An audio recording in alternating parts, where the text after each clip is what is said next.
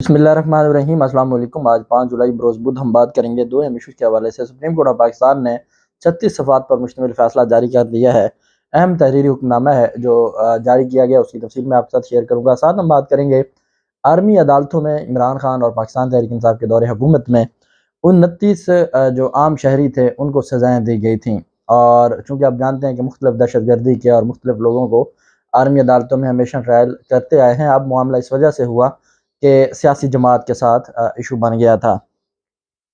उसमें कमर बाजवा के ख़िलाफ़ और फैज़ हमीद के ख़िलाफ़ और पाकिस्तान तहरीक इंसाफ के चेयरमैन इमरान खान के ख़िलाफ़ सुप्रीम कोर्ट से रुजू किया गया है, जो कि बहुत दुरुस्त हो जाएगा और इमरान खान की जो दरख्वास्त है आर्मी अदालतों से मुतल्लिक, उसमें भी बेनिफिट होगा और ये अच्छा हो गया कि ये इस तरह की दरख्वास्त दायर हो गई। साथ हम बात करेंगे पाकिस्तान तहरीक इंसाफ के चेयरमैन इमरान खान ने अब्दुल कादिर पटेल जो वफाकी वज़ीर सेहत हैं, उनको एक लीगल नोटिस भेजा था 10 अरब रुपए हर्जाने का। अब उस केस में अहम पेशरफ्त सामने आई है। इमरान खान ने अपने वकील अबू ज़र सलमान खान नियाज़ी के तवस्सुत से दावा दायर कर दिया है हर्जाने का 10 अरब रुपए का, जिसमें वफाकी वज़ीर सेहत ने जब इमरान खान को गिरफ़्तार किया गया था तो उनकी मेडिकल रिपोर्ट्स पर एक झूठ पर मबनी और इल्ज़ामात पर मबनी एक प्रेस कॉन्फ्रेंस की थी और उसमें ये कहा था कि इमरान खान नशे के आदी हैं या उनके सैंपल्स में नशा आवर अद्वियात का भी पता चला है और इसके अलावा और भी बहुत सारी चीज़ें थी जो इल्ज़ामात लगाए गए थे। पाकिस्तान तहरीक इंसाफ के चेयरमैन इमरान खान ने 10 अरब रुपए हर्जाने का उनको नोटिस भेजा था। मेरे ख्याल में पाकिस्तान में इमरान खान वो वाहिद लीडर है जो इतनी हिम्मत करते हैं कि मुख्तलिफ लोगों के ख़िलाफ़ बहुत तेज़्ज़त की कार्रवाइयाँ करते हैं। उसमें आपको याद होगा ख्वाजा आसिफ के ख़िलाफ़ तेज़्ज़त की कार्रवाई, हनीफ अब्बासी के ख़िलाफ़ तेज़्ज़त की कार्रवाई और बाकी जो इस तरह की क़यादत है उनके ख़िलाफ़ तेज़्ज़त की जो कार्रवाई है वो इमरान खान जैसे लीडर ही कर सकते हैं, चूँकि उनका दामन साफ़ होता है और वो अदालतों में जाके अपना जो मुकदमा है वो लड़ सकते हैं और अदालतों को सैटिस्फाई कर सकते हैं और अदालतों के सामने अपना मैसेज पहुँचा सकते हैं। दूसरी जानिब एक दरख्वास्त दायर की गई है, ये कर्नल रिटायर्ड है इनाम उर रहीम, इनकी जानिब से सुप्रीम कोर्ट ऑफ पाकिस्तान में दरख्वास्त दायर की गई है और इसमें जो फ़रीक बनाया गया है इमरान खान को, साबिक़ वज़ीर आज़म को, साबिक़ आर्मी चीफ़ कमर बाजवा को, साबिक़ DGISI फैज़ हमीद को और चारों हाई कोर्ट्स के रजिस्ट्रार को इसमें फ़रीक बनाया गया है। दरख्वास्त में ये मौक़िफ़ अपनाया गया कि जो पाकिस्तान तहरीक इंसाफ के दौरे हुकूमत में 29 सिविलियन के फ़ौजी अदालतों में ट्रायल हुए थे, जिसकी बुनियाद पर इमरान खान के ख़िलाफ़ और ना सिर्फ वो जो सज़ाएँ हैं उसमें एक को सज़ाए मौत हुई थी, एक को 20 साल की सज़ा हुई थी और बाकियों को 5-5, 6-6 साल की सज़ाएँ हुई थी। उन सज़ाओं को भी कलअदम करार दिया जाए और अख्तियारात का नाजायज़ फ़ायदा जो अख्तियारात का नाजायज़ इस्तेमाल करने पर इमरान खान के ख़िलाफ़, कमर बाजवा के ख़िलाफ़ और फैज़ हमीद वगैरह के ख़िलाफ़ कार्रवाई की जाए। आप जानते हैं कि हमारे मुल्क में जैसे दहशतगर्दी है और कोई बैरून मुल्क कोई दुश्मन मुल्क का जासूस पकड़ लिया जाता है, जैसे कलभूषण का केस था। इसी तरीके से कुछ ऐसे लोग जो भारतीय इराक़ के बिहाफ़ पर काम कर रहे होते हैं, पाकिस्तान में बैठे होते हैं, कुछ अफ़गानिस्तान इंटेलिजेंस के लिए काम कर रहे होते हैं, कुछ इसी तरीके से जो ईरान इंटेलिजेंस के लिए, जैसे उज़ैर बलोच था।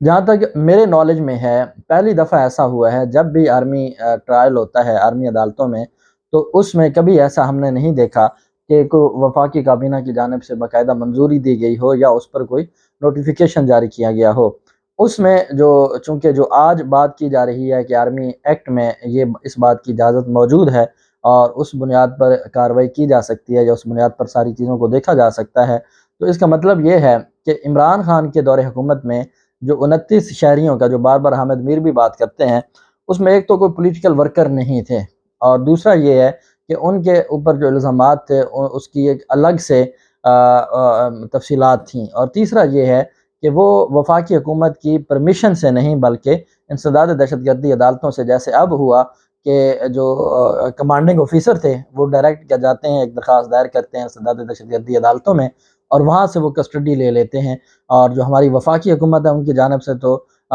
या तहरीक पेश की जाती है या कोई करारदाद पेश की जाती है या जो हमारे पाक फ़ौज का आलामिया है उसकी तौसीक की जाती है। इसके अलावा और तो वफाकी हुकूमत को कोई किरदार नहीं है और मैं ये समझता हूँ कि चूँकि इमरान खान के दौर में कभी इमरान खान ने या पाकिस्तान तहरीक इंसाफ के किसी वज़ीर ने इस पर प्रेस कॉन्फ्रेंस नहीं की थी कि ये 29 लोग हैं और इनको हर सूरत में आर्मी अदालतों में ट्रायल होना चाहिए। چونکہ وہ جو آرمی عدالتوں میں ٹرائل ہوتا تھا وہ روٹین میں جو پاک فوج کی جانب سے کارروائیاں کی جاتی رہتی ہیں وہ اس ٹائپ کا تھا۔ یہاں پر تو اس طرح کا معاملہ ہے کہ سیاسی جماعت ہے، سیاسی جماعت کو ہر صورت میں وفاقی حکومت اور پی ڈی ایم راستے سے ہٹانا چاہتی ہے، اور ایک افسوسناک واقعہ 9 مئی کا، اس میں جو لوگ ملوث تھے ان کے خلاف کارروائی ہونی چاہیے، لیکن اس پر بطور جماعت جو کارروائی ہے وہ درست نہیں ہے۔ تو ایسی ساری چیزوں میں جب وفاقی حکومت شہباز شریف جو وزیر اعظم ہیں، وزیر داخلہ ہیں، جو وزیر اعظم کے معاون خصوصی ہیں، صبح و شام آرمی عدالتوں کے حق میں پریس کانفرنس کرتے ہیں اور وہ اس بات کی توجیح پیش کرتے ہیں، وہ ڈیفینڈ کرتے ہیں۔ پہلے ماضی میں اگر کچھ ایسا ہوا تھا تو وہ سیاسی لوگوں نے نہ ڈیفینڈ کیا تھا، نہ ہی میرے خیال میں تو ان کے نالج میں بھی نہیں ہوگا۔ بہرحال جب اس طرح کا معاملہ اب آئے گا تو ہمیں تو کوئی اعتراض نہیں ہے، عدالت نے آئین اور قانون کے مطابق دیکھنا ہے۔ اگر ان 29 لوگوں کی کسٹڈی غلط طریقے سے دی گئی تھی تو عدالت دیکھ لے گی، باقی جو آرمی عدالتوں سے جڑے معاملات ہیں وہ بھی عدالت دیکھے گی، supreme court of Pakistan merit کے اوپر ان چیزوں کو دیکھے گی اور پھر اس کے اوپر جو بھی تفصیلات ہوں گی۔ ساتھ گلگت بلتستان کی حکومت بھی چھیننے کی کوشش کی جا رہی ہے پاکستان تحریک انصاف سے۔ 2 اسمبلیاں پاکستان تحریک انصاف نے خود چھوڑیں، ایک اسمبلی سے خود ریزائن دیا، جبکہ 2 اسمبلیاں جہاں پر پاکستان تحریک انصاف کی، اب آپ اندازہ لگائیں کہ اگر 34 ممبران ہیں گلگت بلتستان میں تو اس میں جو 23-24 ہیں وہ پاکستان تحریک انصاف کے ہیں اور باقی اپوزیشن کے 10-12 ہیں۔ تو بتایا جائے کہ کون سی دنیا میں ایسی جمہوریت ہوتی ہے کہ آپ جو میجورٹی ہے اس کو مائنورٹی بنا دیں۔ اور یہ ایک ایسا معاملہ ہوا کہ آزاد کشمیر میں بھی ہم نے دیکھا کہ عدالتوں کا کندھا استعمال کیا گیا اور نااہل کیا گیا عدالتوں کی جانب سے جو وزیر اعلیٰ تھے، وزیر اعظم تھے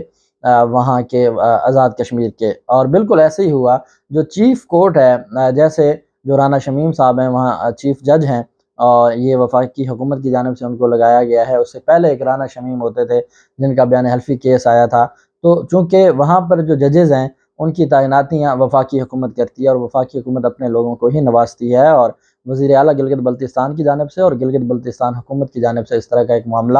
سپریم کورٹ آف پاکستان میں پینڈنگ بھی ہے، جس میں یہ کہا گیا تھا کہ جو شہباز شریف حکومت ہے وہ بغیر کنسلٹیشن کے یا مشاورت کے جو صوبائی حکومت ہے ڈائریکٹ ججز کی تعیناتیاں کر رہے ہیں جو درست نہیں ہیں، اور جس کے اوپر سپریم کورٹ آف پاکستان میں وہ معاملہ پینڈنگ ہے۔ ان کے اوپر الزام ہے جعلی ڈگری کیس کا، اور جعلی ڈگری کیس میں ان کو نااہل کیا گیا ہے، اور ابھی تک تو چیزیں جو ہیں وہ کنفیوز ہیں۔ لیکن ایک بات ہے کہ عمران خان کی جانب سے بھی یہ بات کی گئی ہے کہ جو میرے یہ وزیر اعلیٰ تھے گلگت بلتستان کے، انہوں نے جتنی قربانی دی اور جس طریقے سے مشکل وقت میں میرے ساتھ کھڑے رہے، میں ان کو سلوٹ کرتا ہوں، اور ساتھ انہوں نے کہا کہ اگر ہمیں ضرورت پڑے گی تو ہم اسمبلی ڈیزالو کر دیں گے۔ اور دوسری جانب اپوزیشن کی جانب سے عدم اعتماد بھی لائی گئی ہے کہ جی عدم اعتماد لا کے ان کو ہٹایا جائے وزیر اعلیٰ گلگت بلتستان کو۔ تو ابھی مشاورت جاری ہے، آج کہیں نہ کہیں معاملہ آ جائے گا۔ دوسری جانب سپریم کورٹ آف پاکستان نے 22 جون 2023 کا آرمی عدالتوں سے متعلق جو 9 رکنی بینچ تھا، پہلی سماعت تھی، اس کا 36 صفحات پر مشتمل فیصلہ جاری کر دیا ہے۔ اس میں جو چیف جسٹس امرتا بندیال صاحب کی جانب سے جو اوریجنل فیصلہ ہے، اکثریتی فیصلہ، وہ تو ہے 5-6 لائنوں پر۔ باقی جو فیصلہ ہے وہ جو نامزد چیف جسٹس ہیں قاضی فیاض عیسیٰ صاحب اور جسٹس طارق مسعود صاحب اور جسٹس منصور علی شاہ صاحب، ان کی جانب سے جو نوٹ لکھے گئے، ان کی جانب سے سب سے زیادہ جو اعتراض اٹھایا گیا نامزد چیف جسٹس قاضی فیاض عیسیٰ صاحب کی جانب سے اعتزاز احسن پر، کہ وہ درخواست گزار ہیں اور درخواست گزار کیوں جا کے ملاقات کرتے ہیں چیف جسٹس آف پاکستان سے۔ پہلی بات تو یہ ہے کہ یہ ایسا معاملہ ہے جو عوامی مفاد کا ہے، اعتزاز احسن کا کوئی ذاتی معاملہ نہیں ہے، نہ اعتزاز احسن کی کوئی فیملی میں سے کوئی آرمی عدالتوں کے حوالے ہے۔ تو یہ ایک عمومی نوعیت کا، عوامی نوعیت کا معاملہ ہے، اور اس میں اگر جو چیف جسٹس ہیں اور اعتزاز احسن صاحب ہیں، لطیف کھوسہ صاحب ہیں، انہوں نے ایک ہی دور میں پریکٹس کی، وکالت کی، وہ دوست ہیں، اور اگر ان کی ملاقات ہوگی تو یہ کوئی انہونی بات نہیں ہے۔ قاضی فیاض عیسیٰ صاحب سے بھی اٹارنی جنرل صاحب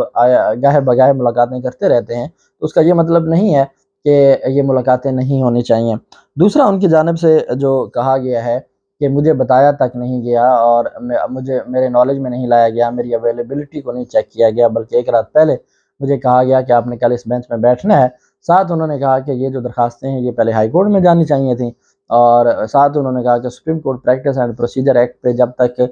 چیف جسٹس امرتا بندیال صاحب کی سربراہی میں جو 8 رکنی بینچ ہے وہ فیصلہ نہیں دیتا، تب تک میں کسی بینچ میں نہیں بیٹھوں گا۔ میں نے آپ کو بتایا تھا کہ اس پر وفاقی حکومت نے بیسیکلی ٹائم لیا ہوا تھا، اور وفاقی حکومت نے کہا تھا کہ ہم اس میں کچھ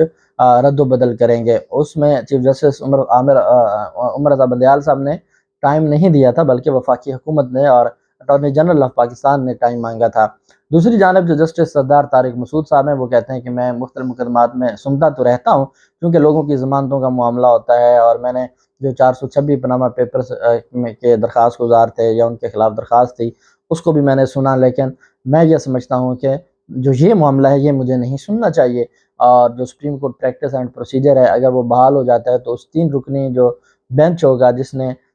بینچ بنانا ہے، بینچ کی تشکیل کرنی ہے، 3 رکنی جو کمیٹی ہوگی اس میں بھی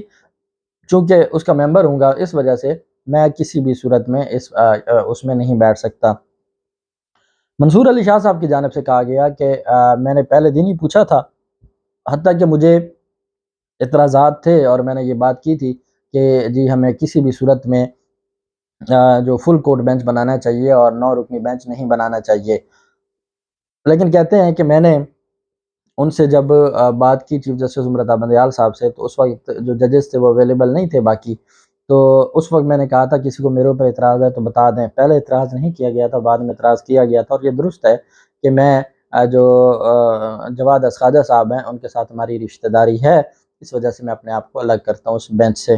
یہ 36 صفحات پر مشتمل فیصلہ جاری کیا گیا ہے پہلی سماعت کا 22 جون کا، اور اب آج کل میں چونکہ سپریم کورٹ آف پاکستان نے اس کیس کو سماعت کے لیے مقرر کرنا ہے، جو بھی تفصیلات ہوں گی آپ کے ساتھ شیئر کرتے رہیں گے۔ اللہ پاک پاکستان کا حامی و ناصر ہو۔ بہت شکریہ۔ اللہ حافظ۔ پاکستان زندہ باد۔